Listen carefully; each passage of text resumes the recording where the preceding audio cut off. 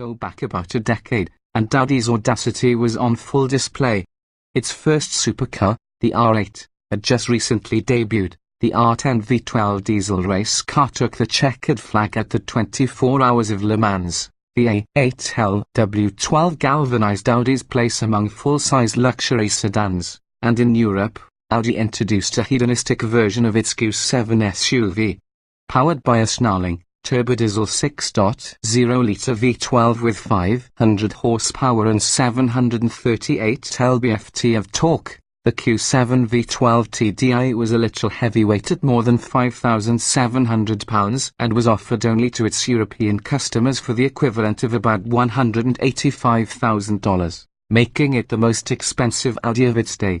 High's crisp steering, nimble handling, tasteful and tech-laden interior.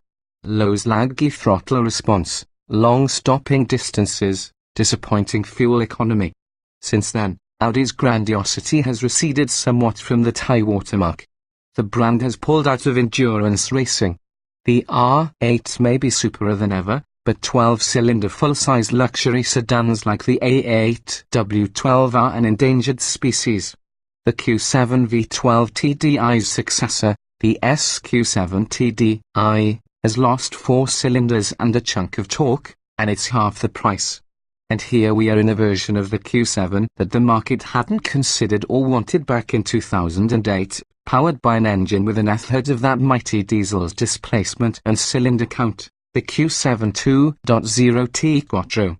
Faint praise for the 4-pot. Since you've probably already glanced at the spec panel, you may be surprised, as were we, frankly, that with just 252 horsepower and 273 lb-ft of torque from its turbocharged 2.0-litre inland four, the Q7 2.0T accelerated from 0 to 60 miles per hour in 7.0 seconds in our testing, a not at all terrible number for a 3-row luxury SUV.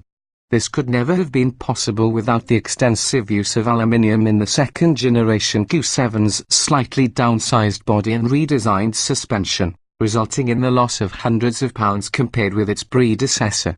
Indeed, at 4,776 pounds with a full tank, this Q7 weighed approximately half a ton less than the Q7 V12 TDI and is 309 pounds lighter than our long-term Q7 3.0T. That said, the 2.0T doesn't feel its spry all the time. The 8.2-second rolling start figure shows the extent to which downshifting and turbo lag hinder acceleration, so unless one toggles the shifter into sport mode and places the vehicle in dynamic mode via the Audi Drive Select system, sluggishness is almost unavoidable.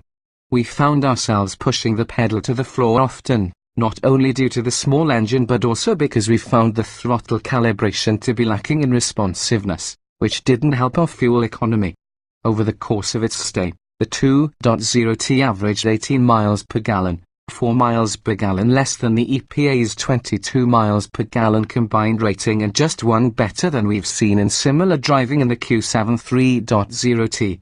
However, on our 75 miles per hour highway fuel economy loop, the Q7 2.0T turned in a respectable 26 miles per gallon performance, 1 mile per gallon better than the EPA highway number and 2 miles per gallon ahead of the Q7 3.0T.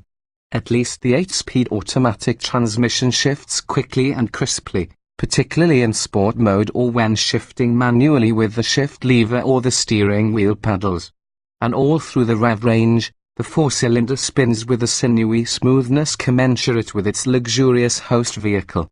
Lower limits. The Q7 2.0T's comparatively lower curb weight also helps it feel nimble and responsive, changing direction quickly and predictably. But even with its optional 25555 R19 all-season tires, a $1,000 upgrade from the standard 18-inch wheels, its lateral grip of 0.80 grams was markedly lower than the 1,990 sports car-like 0.90 grams of our overachieving long-term. We should note that our long-term Q7 benefits from the optional $4,000 adaptive chassis package, adaptive dampers, air springs, and 4-wheel steering and low-profile 21-inch summer tires, none of which are available with the 4-banger. Even so, the base Q7 suspension ably absorbs bumps and keeps the body from rolling excessively. The 4-cylinder's all-season rolling stock also accounts for the Q7's disappointing 186-foot stopping distance from 70 miles per hour, a whopping 31 feet longer than our heavier 3.0T despite using the same substantial 14.8-inch front and 13.8-inch rear brake discs.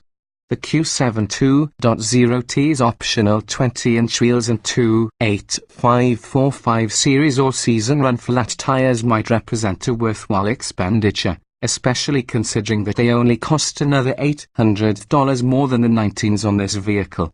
Oh, and take note, towing enthusiasts, as this one is rated to tug a trailer up to 4,400 pounds. Grey matter. The relative humility of our test example was accentuated by its color scheme.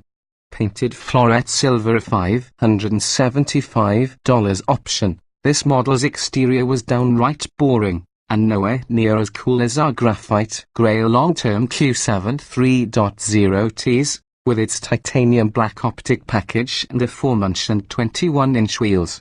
Only close inspection reveals the styling nuances of the Q7's design, including flared rear fenders, serrated grille vanes, and skidport-like lower bumper details.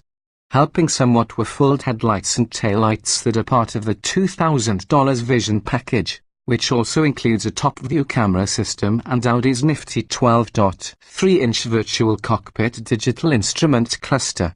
That virtual cockpit display, in fact, was the highlight of our test Q7's interior, which was outfitted with black leather.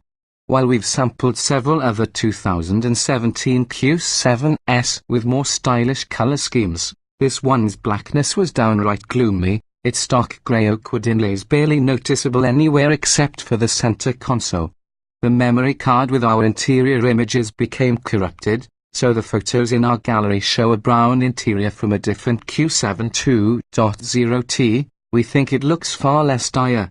Only after more time spent pressing its haptically perfected buttons and switches, scanning the razor-sharp resolution of both the virtual cockpit and the stand-up infotainment screen, and appreciating the sensible logic of its MMI infotainment system, does one come to enjoy the refinement of the Q7's cabin. Front and rear seating areas feel open and expansive, thanks in no small part to the standard panoramic sunroof. We can't say the same for the third row, which is best left for wee ones or folded to make way for cargo.